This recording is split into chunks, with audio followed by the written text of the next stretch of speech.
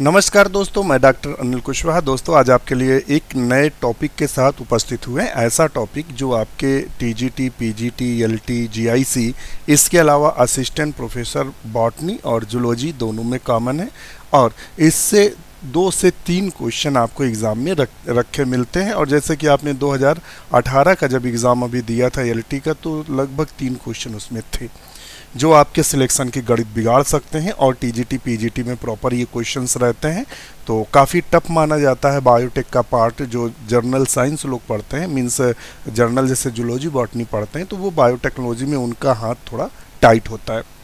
जबकि जो biotechnology specially MSc करते हैं उनका हाथ मजबूत होता है। तो दोनों के साथ दिक्कत है, उनका हाथ मजबूत होता है तो अन्य टॉपिक पे उनका हाथ कमज़ोर होता है, तो ये चलता है। तो वीडियो शुरू करें उससे पहले रिक्वेस्ट, चैनल को लाइक, सब्सक्राइब करें, दोस्तों के साथ शेयर जरूर करें। इसके साथ एक जानकारी, आप हमारे जो डॉक्टर नोट्स परिवार है उसके सदस्य बन सकते हैं, परिवार का हिस्सा बन सकते हैं। केवल आपको 1 टाइम मेंबरशिप देनी, एक बार केवल आपको 299 मेंबरशिप देनी और 1 ईयर के लिए इस परिवार के सदस्य रहेंगे। जिस पे आपको क्या मिलेगा, डिस्कशन करने को मिलेगा, जहां टॉपिक प्री डिटर्मिनेट होता है, निर्धारित होता है और आपकी टीजीटी, पीजीटी, एलटी, जीआईसी और असिस्टेंट प्रोफेसर के सिलेबस के अनुसार टॉपिक निर्धारित होता है। उस टॉपिक का डिस्कशन रात्रि लगभग 9:30 से लेकर 11:30 बजे तक चलता है। तो एक एक टॉपिक डेली निर्भर करता है आपके सिलेबस पर। आपको नोट्स मिलते हैं जूलॉजी और बॉटनी, जंतु विज्ञान और वनस्पत विज्ञान के हिंदी और इंग्लिश में आपको हैंड रिटेन नोट्स मिलते हैं, हस्तलिखित नोट्स मिलते हैं। इसके अलावा प्रिंटेड नोट्स मिलते हैं, बुक जो हैं पीडीएफ फॉर्म में मिलती है, जिनकी मार्केट में वैल्यू लगभग 2000 से 1500 है, जो आपके टीजीटी, पीजीटी, एलटी, जीआईसी और असिस्टेंट प्रोफेसर के लिए बहुत महत्वपूर्ण भूमिका निभाती हैं। आपको डेली प्रैक्टिस कराई जाती है, पूर्व परीक्षाओं में आए हुए प्रश्नों की एवं नए प्रश्नों की प्रैक्टिस कराई जाती है, जिससे आपका स्कोर बढ़ सके। ये सिर्फ आपको 1 टाइम 299 के मेंबरशिप पे मिल सकता है और आपको पूर्ण सोल्यूशन मिलता है। आपकी तैयारी 0 से 100 हो सकती है और वहाँ सारे मित्र जुड़े हुए हैं, आपस में डिस्कशन चला करता है, ऐसे प्रश्न जो आपको परेशान करते हैं। तो आप यहाँ हमसे जुड़ सकते हैं। उसके लिए ये हमारा टेलीग्राम है, किसी भी क्वेरी के लिए इस पर आप मैसेज कर सकते हैं, आपको रिप्लाई किया जाएगा। पेमेंट जो आपको करना है इन नंबर करना है, गूगल पे चलाते हैं तो इस पर 299 का पेमेंट करना है या फिर इस नंबर पे, और इसका स्क्रीनशॉट लेकर आपको इस नंबर पे भेजना है, टेलीग्राम पे या फिर व्हाट्सएप पे। दूसरा, आप स्क्रीनशॉट लेकर भेजेंगे, वैसे आपको ज्वाइन करा दिया जाएगा। आप यदि इन चैनल्स को टेलीग्राम पे सर्च करेंगे तो चूंकि ये प्राइवेट मोड पर चैनल है, इसको जब आप इसके मेंबर बनेंगे तभी आपको ये चैनल्स अपीयर होंगे, दिखाई देंगे और उस पर आप भाग ले सकते हैं उसके सदस्य बनने के बाद। उससे पहले अगर आप सर्च करते हैं तो ये चैनल अपीयर नहीं होंगे।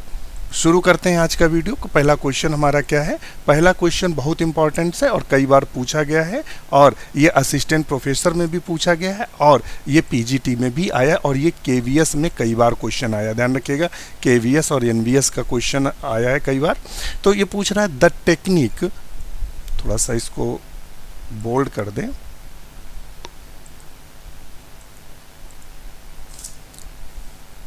The technique for the production of monoclonal antibody is called as। Monoclonal जो एंटीबॉडी है उसका जो प्रोडक्शन होता है या उत्पादन होता है मोनोक्लोनल एंटीबॉडीज़ का, वो किस विधि द्वारा होता है, क्वेश्चन ये कह रहा है। तो वो उस विधि का नाम क्या है? तो उस विधि का नाम है हाइब्रिडोमा। उस विधि को क्या बोलते हैं? हाइब्रिडोमा। अब हम आपको बता दें कि ये हाइब्रिडोमा होता क्या है, इसकी जानकारी आप ले लीजिए। हाइब्रिडोमा को जो डेवलप किया था, विकसित किया था जे कोहलर और सी मिलस्टेन ने 1975 में इस विधि को विकसित किया था। इस विधि में होता क्या है, नेक्स्ट पॉइंट बनता है आखिर ये है क्या। ये चूँकि जो लोग एलटी की तैयारी कर रहे हैं या टीजीटी की, तो वो उतना डीपली नहीं पढ़े हैं, तो जानकारी बहुत ज़रूरी है। चूँकि क्वेश्चन अगर कभी यही पूछ दे कि हाइब्रिडोमा टेक्निक को डिस्कवर्ड किसने किया, तो 100% क्वेश्चन बनता है इस तरह का। तो जी कोहलर, ध्यान रखिएगा, जी कोहलर, और कोहलर की स्पेलिंग लिख लीजिएगा KOHLER, और सी मिलिस्टन, सी मिलिस्टन MILSTION, मिलिस्टन 1975 में इसको डिस्कवर किया था। और इसमें होता क्या है, तो इसमें इम्यूनाइज्ड एनिमल लिया था और खासकर माउस को लिया था, और माइलोमा यानी कैंसर वाली कोशिका ली थी, दोनों को फ्यूज़ कराया था, जिससे मोनोक्लोनल एंटीबॉडी प्राप्त की जाती है इस विधि के द्वारा। नेक्स्ट क्वेश्चन देख लेते हैं। नेक्स्ट क्वेश्चन क्या कह रहा है, which one of the following is the basis of DNA fingerprinting. DNA fingerprinting का बेसिस क्या है, आधार क्या है।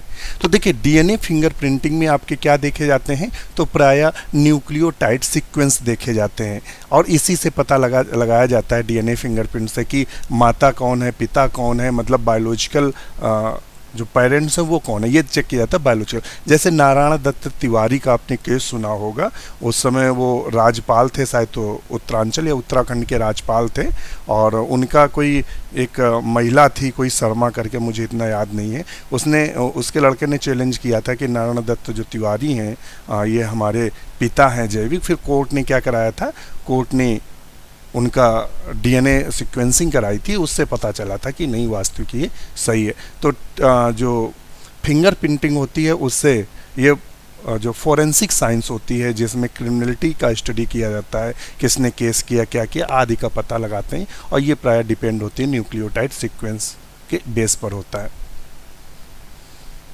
नेक्स्ट क्वेश्चन देख लेते हैं। नया क्वेश्चन क्या कहता है, मालिकुलर साइजर इज।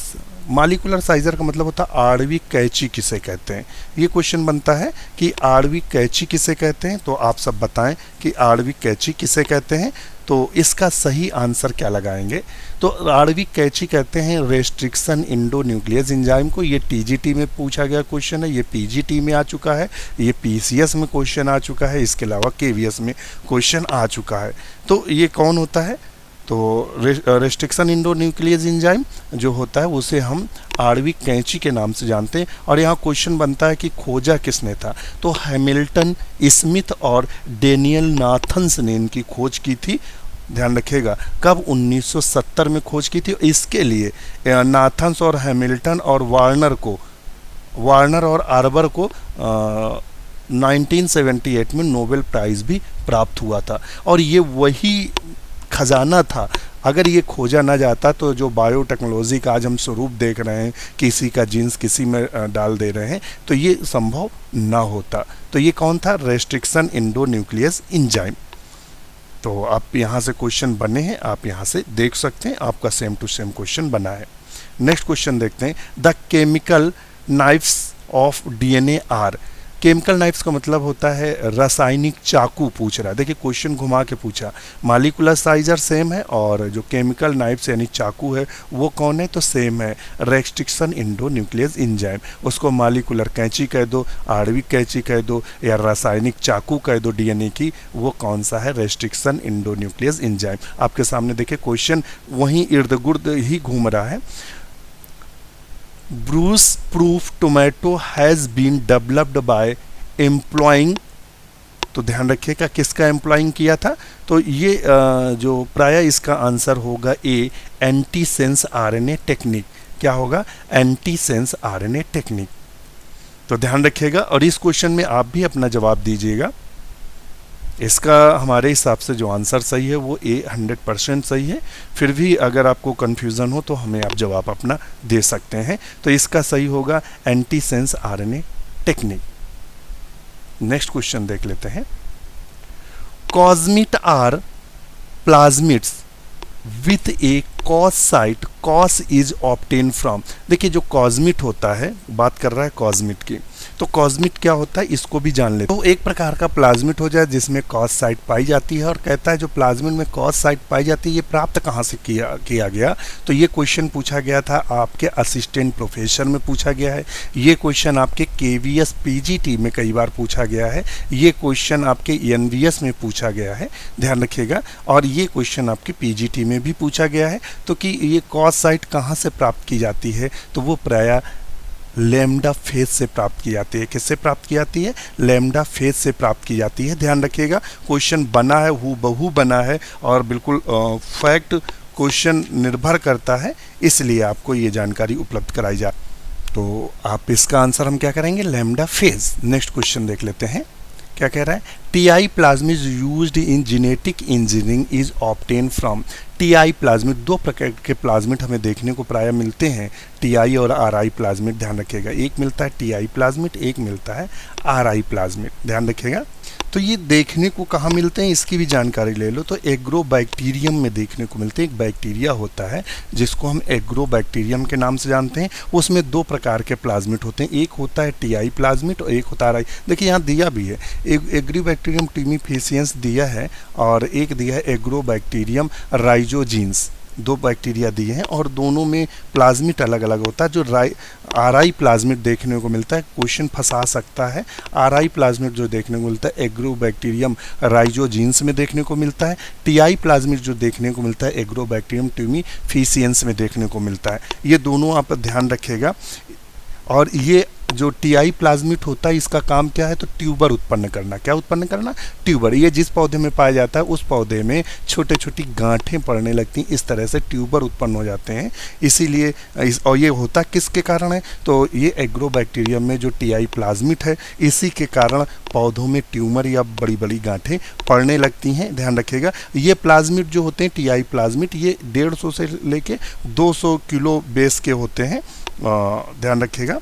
और इसके बाद ये पादप कोशिकाओं में उत्पन्न आसमान्य नाइट्रोजनी यौगिकों के आधार पर टीआई प्लाज्मिड 4 प्रकार के होते हैं और वो तो फिर काफ़ी लंबा हो जाएगा। और आरआई प्लाज्मिड की बात करें तो ये जड़ प्रेरक प्लाज्मिड है, टीआई प्लाज्मिड से निकट संबंधित होते हैं। इनका आकार 190 से लेके 240 केबी के बीच होता है, तो ध्यान रखिएगा।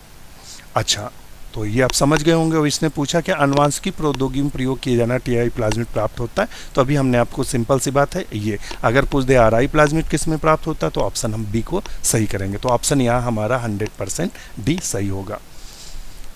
नेक्स्ट क्वेश्चन देखते हैं, which one of the following enzyme is used in PCR reaction. PCR को बोलते हैं पॉलीमरेज चेन रिएक्शन। क्या बोलते हैं, पॉलीमरेज चेन रिएक्शन के नाम से पीसीआर को जानते हैं। आप हमारी प्लेलिस्ट में जाकर एक पीसीआर का जो भी हमारे मित्र असिस्टेंट प्रोफेसर या पीजीटी या एलटी जीआईसी की तैयारी कर रहे हैं वो एक वीडियो मिलेगा, आप प्लेलिस्ट पे सर्च कर लीजिएगा, पीसीआर के नोट्स पड़े हुए हैं। तो पीसीआर का नोट्स वाला अगर वीडियो 10 मिनट का अगर देख लेंगे तो मैं वादा करता हूँ चाहे उठ के या बैठ के चल के फिर के कैसे भी एग्जामिनर पीसीआर से क्वेश्चन बनाए कभी गलत नहीं हो जाएगा, गलत होगा। पीसीआर की खोज किसने की थी, डेवलप किसने किया था, तो कैरी मुलस ने। ये पीजीटी में क्वेश्चन बना, अभी आगे दिखाएंगे। कैरी मुलस ने इसको डिस्कवर किया था कब, 1985 में। और ये हमें लगता है ये पीसीआर वाला जो क्वेश्चन आया था एलटी 2018 में आया है, डिस्कवर्ड किसने किया था। 2018 में जिनकी ज्वाइनिंग हो रही है उनमें ये क्वेश्चन पूछा गया था एलटी। और इसको पीसीआर को थर्मल साइक्लर मशीन के द्वारा प्रयोग किया जाता है, थर्मल साइक्लर मशीन प्रयोग की जाती है, ध्यान रखिएगा। और यहाँ पूछा क्या है, which following enzyme use the PCR reaction, तो वो है टैग पॉलीमरेज। कौन सा है, टैग पॉलीमरेज। और केवीएस में इससे एक क्वेश्चन बना था कि टैग पॉलीमरेज किससे प्राप्त किया जाता है, तो थर्मस एक्वेटिकस नाम का बैक्टीरिया है उससे प्राप्त किया जाता है टैग पॉलीमरेज। चलिए नेक्स्ट, बहुत लंबा ऐसे वीडियो हो जाएगा। A bacillus species utilize as a bio insecticides, इसमें से कहता है वो बैसिलस बैक्टीरिया की स्पीसीज कौन सी है जिससे बायो इंसेक्टिसाइड प्राप्त किया जाता है। तो आपने एक नाम सुना होगा, अब आपने सुना कि नहीं सुना है, बीटी काटन। क्या सुना होगा, बीटी काटन का नाम सुना होगा। तो वहाँ से ये संबंधित है आपका बीटी काटन से। तो वहाँ आपको बताया ये गया है कि जो बैसिलस थुरिंजिनेंसिस होता है इसका एक जीन्स निकाल कर काटन के पौधे में डाल दिया गया था, जो कि जो बॉल को खाने वाले कीट्स होते हैं उनके लिए विषैला पदार्थ उत्पन्न करता है जिससे उस पर ये ना लगे, परंतु वो फेल हो गया था। महाराष्ट्र में कई किसानों ने आत्महत्या कर ली थी, काफ़ी उछला था। तो ऑप्शन इसका, चूँकि वो फिर ज़्यादा फैक्ट डाटा होगा तो हम बी ऑप्शन सही करेंगे। नेक्स्ट क्वेश्चन देख लेते हैं, genes which confer antibiotic resistance to the bacteria are located, वे जीन जो जीवाणुओं के प्रतिजैविक के मतलब एंटीबायोटिक प्रतिरोध प्रदान करते हैं, अव्यवस्थित होते हैं, कहाँ स्थित होते हैं। तो वो सारे जीन्स, तो आपने देखा होगा बैक्टीरिया में एक एक्स्ट्रा क्रोमोसोमल संरचना होती है जिसको हम बोल सकते हैं क्या, प्लाज्मिड, क्या बोलते हैं, प्लाज्मिड। तो ये कहाँ देखने को मिलते हैं, इस प्लाज्मिड पे रेजिस्टेंस जीन्स होते हैं। ये रेजिस्टेंस जीन्स क्या करते हैं, जब हम दवाइयाँ लेते हैं तो कुछ दवाइयों के प्रति रेजिस्टेंस होते हैं, यानी बैक्टीरिया से उन दवाइयों से बैक्टीरिया की रक्षा करते हैं। तो ऑप्शन ये सही होगा। पॉलीराइबोसोम क्या होता है, तो देखिए बैक्टीरिया में जो राइबोसोम्स होते हैं एंडोप्लाज्मिक रेटिकुलम तो पाए नहीं जा पाता, तो प्राय समूहों में पाए जाते हैं, जिन्हें हम पॉलीराइबोसोम के नाम से जानते हैं। माइटोकॉन्ड्रिया आप जानते हैं, प्लाज्मा मेम्ब्रेन आप जानते हैं, तो ऑप्शन इसका हम करेंगे बी। नेक्स्ट क्वेश्चन देख लेते हैं। Which one of the following is man made serial. तो ये अभी हमने आपको बताया था कि स्कॉटलैंड और जर्मनी के सहयोग से एक ट्रिटकेल्स नाम की लेबोरेटरी में एक जाति बनाई गई थी, सीरियल्स बनाई गई थी, जिसको हम ट्रिटकेल्स बोलते हैं। ये क्वेश्चन पूछते हैं किसके सहयोग से बनाई गई थी, तो प्राय व्हीट और राई के कॉम्बिनेशन से बनाई गई थी, जिसे हम ट्रिटकेल्स के नाम से जानते हैं। गोसोपियम किसका नाम है, तो गोसोपियम आप सब जानते हैं कॉटन का नाम है। नेक्स्ट क्वेश्चन देख लेते हैं। क्वेश्चन क्या है, PBr322 इज फेमस। PBr322 एक क्वेश्चन पूछता है सबसे अच्छा प्लाज्मिड कौन सा है, तो आप आंख बंद करके यही एग्जाम्पल एक रखा रहता है, तो इसी को हम सही करेंगे। ये PBr का मतलब क्या होता है, इसको भी जान लेते हैं। ये PBr कौन सी समस्या है, इसकी भी हम जानकारी ले लेते हैं। अगर इसको हम पी को बोलेंगे तो पी से होता है प्लाज्मिड। आप हमारे चैनल को लाइक सब्सक्राइब जरूर करिएगा, अपने दोस्तों के साथ शेयर करिएगा। आप जो मैटर देख रहे हैं वो 110% इंपॉर्टेंट मैटर है आपके एग्जाम के लिए। तो पी से होता है प्लाज्मिड। देखिए चूँकि हम जो लिखते हैं वो माउस से लिखते हैं, मतलब कंप्यूटर के माउस से, तो वो उतना लिखना तो बनता नहीं है, बस आपको दिमाग में थोड़ा रखते हैं कि हाँ ये है। और बी से मतलब क्या होता है, बी से होता है बोलीवर, BOLIVER बोलीवर। और आर से मतलब क्या होता है, तो आर से मतलब होता है रॉड्रिक्विज। ये तो ये बोलीवर और जो रॉड्रिक्विज थे, ये दो साइंटिस्ट थे जिन्होंने PBr को डेवलप किया था या बनाया था, ध्यान रखिएगा। तो इनके नाम पे, और ये प्लाज्मिड है और ये उसकी आइडेंटिफिकेशन नंबर है। तो अब ये पूछ रहा है क्या, तो चूंकि पी से प्लाज्मिड लगा है तो आंख बंद करके उठा के लगाइए, प्लाज्मिड खत्म करिए। अच्छा, वायरस जानते हैं, और BGA का मतलब है ब्लू ग्रीन एल्गी, नील हरित शैवाल। इंसेक्टिसाइड का मतलब जानते हैं, वो पदार्थ जो कीट का नाश करते हैं, रासायनिक पदार्थ, उनको इंसेक्टिसाइड कहते हैं। तो ऑप्शन इसका बी सही होगा। नेक्स्ट क्वेश्चन देख लेते हैं। Which one of the following is the genetically engineered antiviral protein. जो जेनेटिकली इंजीनियर्ड एंटीबायोटिक प्रोटीन्स है, निम्न में कौन सा एक आनुवंशिकी प्रौद्योगिकी के द्वारा उत्पादित प्रति विषाणुओं को रोकने के लिए हमारी बॉडी में भी बनता है वो, जिसको हम इंटरफेरॉन के नाम से जानते हैं। तो वही है जो इसको क्या किया जा रहा है, इसको फॉरेन जीन से डालकर इंटरफेरॉन लैब में बनाया जाता है, जो प्रायः वायरल के रोकथाम के लिए प्रयोग किया जाता है। हिम्यूलिन क्या है, हिम्यूलिन से क्वेश्चन बना था केवीएस में, केवीएस 2019 में क्वेश्चन बना था। हिम्यूलिन क्या है, ब्रांड नेम है इंसुलिन का। जो इंसुलिन आती है रिकॉम्बिनेंट DNA तकनीक से जो इंसुलिन बन के आती है, जो आपके डायबिटीज़ में इंजेक्शन दिया जाता है, उसका जो ब्रांड नेम है वो हिम्यूलिन है। तो पूछते हैं कौन सा इंसुलिन के लिए आता है, तो हिम्यूलिन आता है, ध्यान रखिएगा। ग्रेसोफेल्विन क्या है, एंटीबायोटिक है। तो आप समझ गए होंगे। और आज के लिए इतना ही, हम आपको अब ले चलते हैं अपने नोट सेक्शन की तरफ। तो देख लेते हैं बायोटेक्नोलॉजी आखिर है क्या। ये बायोटेक्नोलॉजी की बात कर रहा है, तो हम मेन पॉइंट्स ही चर्चा करेंगे। ये बायोटेक्नोलॉजी, तो बायोटेक्नोलॉजी में करते क्या है, इसको बोलते हैं जैव प्रौद्योगिकी, हिंदी में बोलते हैं प्रायः जैव प्रौद्योगिकी के नाम से बायोटेक्नोलॉजी को हम जानते हैं। तो जैव प्रौद्योगिकी में होता क्या है, तो यहाँ बता रहा है कि जो माइक्रोब्स होते हैं, माइक्रोब्स का मतलब जो छोटे छोटे जीव होते हैं, उनकी बात कर रहा है, माइक्रोब्स की। ये जो माइक्रोब्स होते हैं वो कहता है mediated process making curd, bread, wine आदि, उनको मतलब क्या करते हैं, रिकॉम्बिनेंट करके या उनमें जीन्स को डाल के ज़्यादा महत्वपूर्ण बना के हम अपने लिए प्रयोग करते हैं।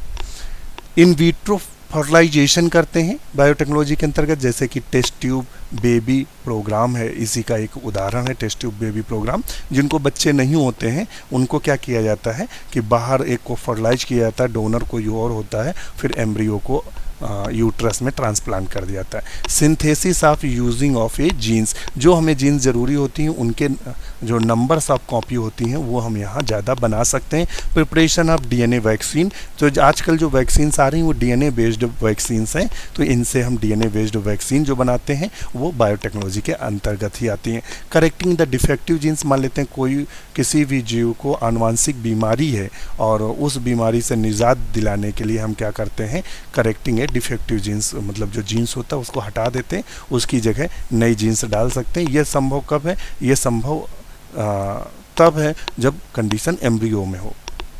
नेक्स्ट देखते हैं और क्या होता है वो भी देख लेते हैं जेनेटिक इंजीनियरिंग में।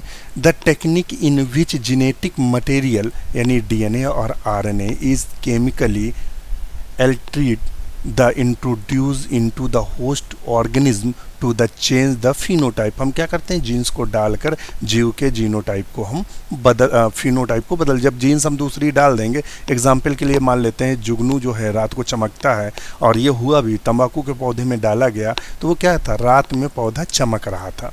तो ये इसका मतलब कहने का सिर्फ इतनी सी बात है।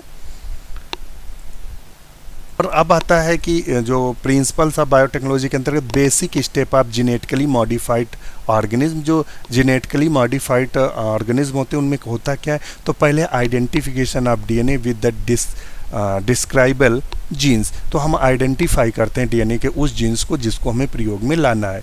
Introduction of the identical DNA into the host, और जिसमें हमें डालना उसके डीएनए को हम आइडेंटिफाई करते हैं। Maintenance of introduced DNA in the host and transfer of the DNA to its progeny, और हम क्या करते हैं फिर उसमें उसको ट्रांसफ़र कर देते हैं।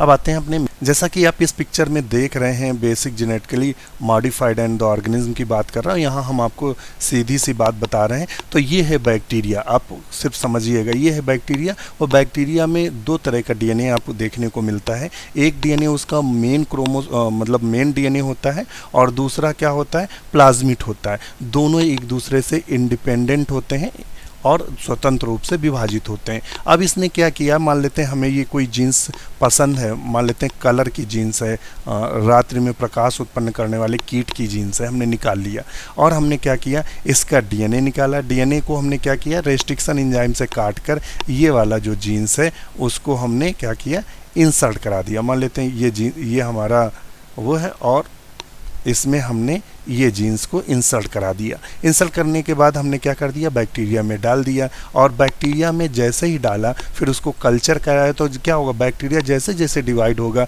उसके साथ ये भी डिवाइड होगा, तो हमें मल्टी कॉपी भी मिल सकती है और जो जीन्स होगा उसके कारण ये हमें वो उत्पाद भी दे सकता है। ये है रिकॉम्बिनेंट टेक्नोलॉजी का मेन उद्देश्य। तो जो हमने आपको सरल भाषा में बताया बिल्कुल सेम टू सेम वही यहाँ भी बोला जा रहा है, तो वो मुझे बार बार तो बताना नहीं है, तो हमने आपको पूरी जानकारी दे दी। ये थोड़ा सा पॉइंट आप देख लीजिएगा। रिकॉम्बिनेंट टेक्नोलॉजी तो हमने आपको बता दिया, इसमें होता क्या है, रिकॉम्बिनेंट का मतलब होता है ऐसे डीएनए तकनीक जिसमें नए संयोग प्राप्त करते हैं, और the process of joining and inserting of foreign piece का मतलब जो बाहर से हम डीएनए लेके आए थे, मान लो चमकने वाला डीएनए था, into host organism to produce new genetic recombination. हमने क्या किया, ये अभी जो आपको बताया था, मान लेते हैं ये हमारा प्लाज्मिड है और इसमें हमने ये चमकने वाला, मतलब हम सीधे मान लिया चमकने वाला जीन्स है और ये हमारा प्लाज्मिड है, ये बन गया हमारा रिकॉम्बिनेंट। क्या बन गया, रिकॉम्बिनेंट प्लाज्मिड तैयार हो गया। फर्स्ट रिकॉम्बिनेंट डीएनए, ध्यान रखिएगा रिकॉम्बिनेंट डीएनए को शॉर्ट में आरडीएनए बोलते हैं। क्वेश्चन फंसाता है तो रिकॉम्बिनेंट डीएनए को शॉर्ट में आरडीएनए बोलते हैं। वाज प्रोड्यूस्ड बाय, इनको कॉपी में लिख लीजिएगा, Stanley Cohen and Herbert Boyer ने 1972 में इसको इंट्रोड्यूस किया था या दिया था, ध्यान रखिएगा। तो ये क्वेश्चंस आपसे पूछा जा सकता है कि रिकॉम्बिनेंट जो टेक्नोलॉजी वो किसने दिया, तो स्टैनले कोहन और हर्बर्ट बॉयर ने 1972 में दिया था। ये स्टैनले कोहन है, ये हर्बर्ट बॉयर है, ध्यान रखिएगा। और They isolated and the antibiotic resistance gene pieces of DNA from the plasmid of Salmonella typhimurium। तो ये आपसे पूछ सकते हैं, और ये साल्मोनेला टाइफ्यूरियम है कि जो स्टैनले कोवन और हर्बर्ट बॉयर थे उन्होंने किस बैक्टीरिया का प्रयोग किया था प्रयोग में, तो साल्मोनेला टाइफ्यूरियम का प्रयोग किया था। It was linked with a plasmid vector and transferred into E coli as a result of gene was the expressed and multiplied in E coli. ध्यान रखिएगा। तो आप यहाँ से 3 से 4 क्वेश्चन यहाँ से भविष्य के बन सकते हैं। आपको नेक्स्ट जब हम आपको पढ़ाएंगे तो वहाँ हम पढ़ाएंगे टूल्स ऑफ रिकॉम्बिनेंट टेक्नोलॉजी। जैसा कि अभी आपको हमने बताया था मालिकुलर साइजर, तो वो कौन सी रेस्ट्रिक्शन एंजाइम को हम मालिकुलर साइजर के नाम से जानते हैं। क्लोनिंग वेक्टर की बात की थी, तो अभी हमने बताया था PBR322। बहुत सारे होते हैं, ये नहीं कि PBR ही हो, उसके अलावा बहुत सारे वेक्टर्स होते हैं। प्लाज्मिड होता है, बैक्टीरियोफेज वेक्टर के रूप में यूज़ करते हैं, कॉस्मिड यूज़ करते हैं, फाज्मिड यूज करते हैं, सटल वेक्टर यूज़ करते हैं, बैक्टीरियल आर्टिफिशियल क्रोमोसोम यूज़ करते हैं। तो ये नहीं कि सिर्फ यही यूज़ करते हैं, मगर जनरली जो क्वेश्चंस में फंसाता है वो इसी को देता है। ये क्वेश्चंस तो शायद बना है KVS में कि वो कौन सा प्लाज्मिड है जिसमें 2 एंटीबायोटिक के रेस्ट्रिक्शन साइट पाई जाती हैं, तो वो है रेजिस्टेंस जीन्स पाए जाते हैं, तो वो है एम्पिलिसिन, टेट्रासाइक्लिन, PBR322। ये क्वेश्चन बना है, तो इसकी जानकारी हम नेक्स्ट उसमें देंगे। वीडियो कैसा लगा कमेंट जरूर करिएगा। इसी के साथ नमस्कार।